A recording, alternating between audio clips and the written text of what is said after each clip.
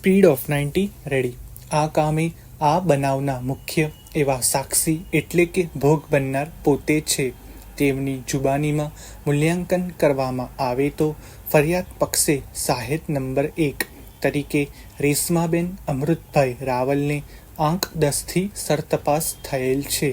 આ ભોગ બનનારની જુબાની વંચાણે લેવામાં આવે તો ભોગ બનનારે પોતાની જુબાનીમાં જણાવેલ છે કે તેઓના મમ્મીનું નામ કૈલાસબેન છે અને તેઓના પિતાનું નામ અમૃતભાઈ રાવળ છે.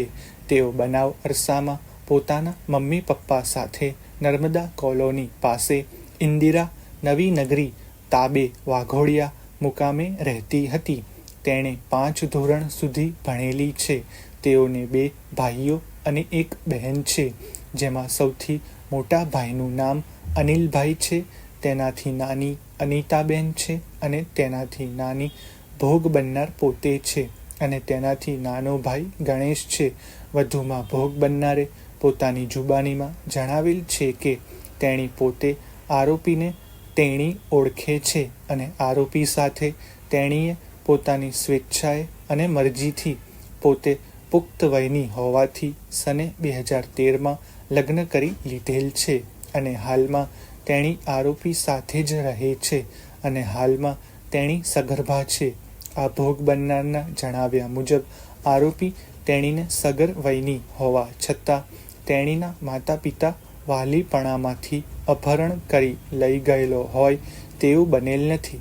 આરોપીએ તેણીની મરજી વિરુદ્ધ તેણીની સાથે શારીરિક સંબંધ બાંધેલ હોય તેવું પણ બનેલ નથી.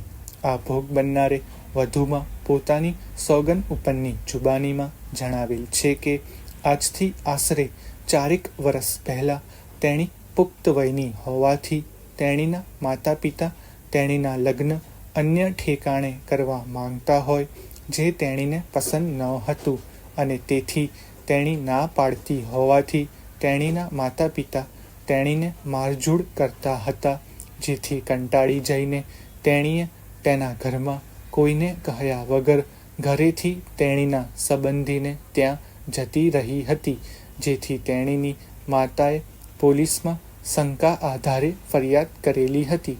આજે પણ તેણીને તેના માતા પિતા તેની સાથે સારા સંબંધ રાખતા નથી, કારણ કે તેઓને આરોપી સાથેનું તેણીનું લગ્ન પસંદ નથી. આ ભોગ બનનારના જણાવ્યા મુજબ બનાવ વખતે આશરે 19 વર્ષની વયની હતી.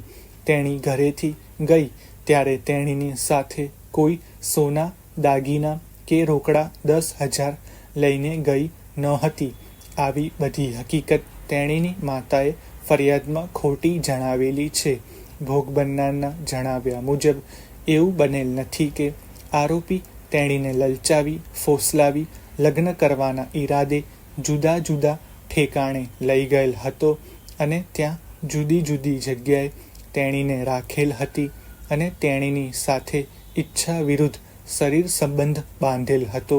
પોલીસે તેણીને માતાની ખોટી ફરિયાદના આધારે તેણીને તથા વિજયને પકડેલ હતા અને તેણીને મેડિકલ કરવા સારું PHC ગોરજ તાંબે વાઘોડિયા મુકામે લઈ ગયેલા હતા. ત્યાં તેણીને ડૉક્ટરે કાંઈ પૂછેલું નહીં, તેણીએ કોઈ લખાવ્યું નહીં, તેણીએ પોતાનો જન્મ તારીખ યાદ નથી. તેણીને મુદ્દામાલના કપડાં બતાવવામાં આવે તો તેણી પોલીસમાં રજૂ કરેલ ન હોવાથી હું ઓળખી શકું નહીં. પેરેગ્રાફ. આમ ઉપરોક્ત ભોગ બનનારની જુબાની સમગ્રપણે મૂલ્યાંકન કરતા ભોગ બનનાર પોતાની જુબાનીમાં ફરિયાદ હકીકતથી બિલકુલ વિરોધાભાસી હકીકતો